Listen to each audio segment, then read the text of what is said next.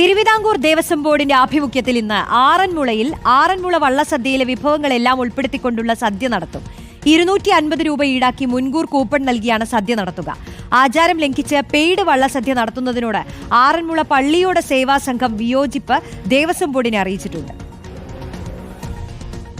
വിദൂര ജില്ലകളിലുള്ള ഭക്തർ വള്ളസദ്യയ്ക്കായി ആറന്മുളയിലെത്തി അവസരം ലഭിക്കാതെ മടങ്ങിപ്പോരേണ്ടി വരുന്ന അവസ്ഥ ഒഴിവാക്കാനാണ് മുൻകൂർ കൂപ്പൺ നൽകി വള്ളസദ്യ ബുക്ക് ചെയ്യാനുള്ള സംവിധാനം ഒരുക്കിയതെന്നാണ് ദേവസ്വം ബോർഡ് വ്യക്തമാക്കുന്നത്. എന്നാൽ ആറന്മുള പള്ളിയോട സേവാ സംഘം ഇത് അംഗീകരിക്കുന്നില്ല. വഞ്ചിപ്പാട്ട് പാടി ദേവസ്വം ഓഫീസിന് മുന്നിൽ പ്രതിഷേധവും പള്ളിയോട സേവാ സംഘം നടത്തിയിരുന്നു.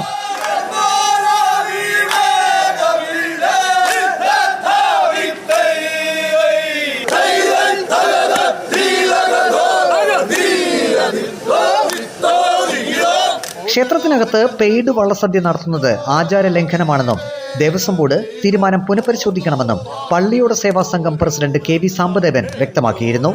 സാധാരണ ഹോട്ടലിൽ ചോറ് കൊടുക്കുന്നത് പോലെ 250 രൂപയ്ക്ക് ആറന്മുള ക്ഷേത്രത്തിലെ ഊട്ടുവരയിൽ ഊണ് കൊടുക്കുന്ന അതിദരിദ്രമായ ഒരു പരിപാടിയാണ്. അത് നമ്മുടെ ഈ ക്ഷേത്രത്തിന്റെ പാരമ്പര്യത്തിന് തെറ്റാണ്. ഒരു കാരണവശാലും അത് ഉണ്ടാവരുത്. സദ്യ ഒന്നിന് ഭക്തരുടെ കയ്യിൽ നിന്ന് ഈടാക്കുന്ന 250 രൂപയും പള്ളിയോട സേവാ സംഘത്തിന് തന്നെ നൽകുമെന്നാണ് തിരുവിതാംകൂർ ദേവസ്വം ബോർഡ് വ്യക്തമാക്കുന്നത്. ആചാരലംഘനം ഒരിക്കലും അനുവദിക്കില്ല എന്ന നിലപാടിൽ ഉറച്ചു നിൽക്കുകയാണ് പള്ളിയോട സേവാ സംഘം. റിപ്പോർട്ടർ, പത്തനംതിട്ട.